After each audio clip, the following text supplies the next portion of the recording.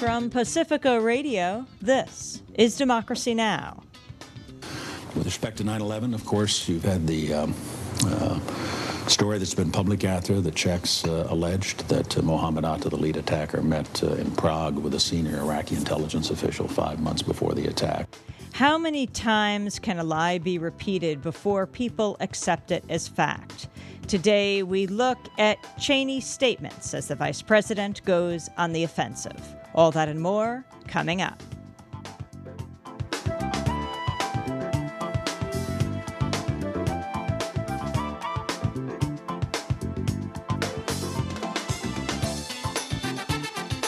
Here on Democracy Now!, the War and Peace Report. I'm Amy Goodman. In his first televised interview in 6 months, Vice President Dick Cheney went on the offensive to justify the Bush administration's invasion of Iraq. In a lengthy interview on NBC's Meet the Press, Cheney portrayed Iraq as, quote, the geographic base for the September 11th attacks. In attempting to sell the reasons for war against Baghdad, Cheney repeated many allegations about Iraq that have been proven false over the past 2 years. Today, we'll spend the hour dissecting some of the vice president's statement. His story that one of the 911 hijackers, Mohammed Atta, met with Iraqi intelligence officers in Prague. What Cheney said about the Iraqi American who went to Iraq after the World Trade Center bombing in 1993. There's a $25 million price on his head, but when Saddam Hussein offered to hand him over, the Bush administration said no. They also did not include him in the playing cards of the most wanted men in Iraq.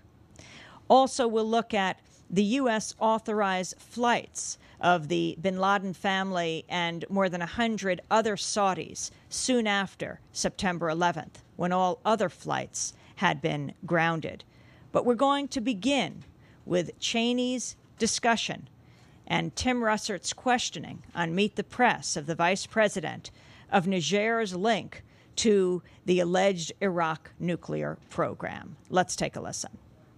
Now, Ambassador Joe Wilson, a year before that, was sent over by the CIA because you raised the question about uranium from Africa.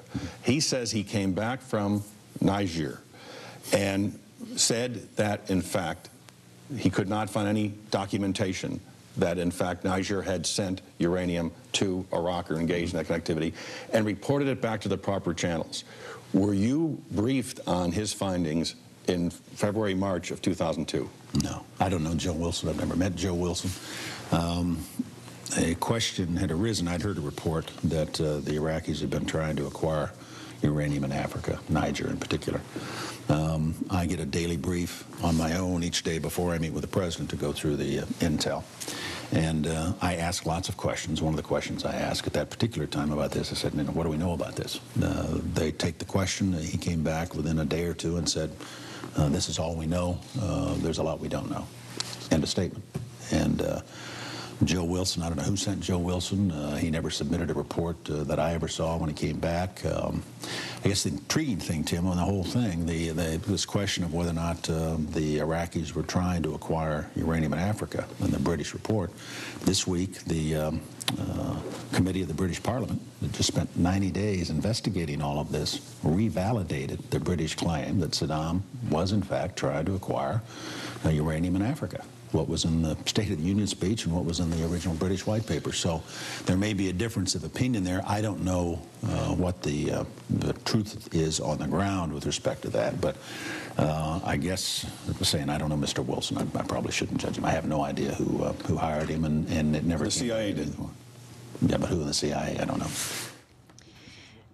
That is Dick Cheney talking about the Iraq-Niger link on Tim Russert's Meet the Press this weekend. Well, we are joined today by Joseph Wilson, the retired U.S. diplomat, the former acting U.S. ambassador to Iraq under President Bush Sr. The CIA sent Wilson to investigate the uranium claim in Niger. He found it highly unlikely. Despite this, the uranium Niger claim became a key piece of the administration's justification for the war. 1 month after Bush declared that major combat operations were over in Iraq, Wilson wrote a stinging op-ed piece that was published in the New York Times in early July. In it, he said he told the CIA long before the president's January speech that the British reports were suspect. This set off a firestorm around Bush's address. 1 week later, public syndicated columnist Robert Novak quoted anonymous government sources as telling him that Wilson's wife was a CIA operative working on the issue of weapons of mass destruction.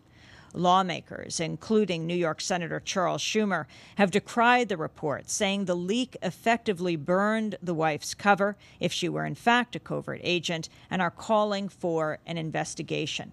Blowing a CIA agent's cover is a felony.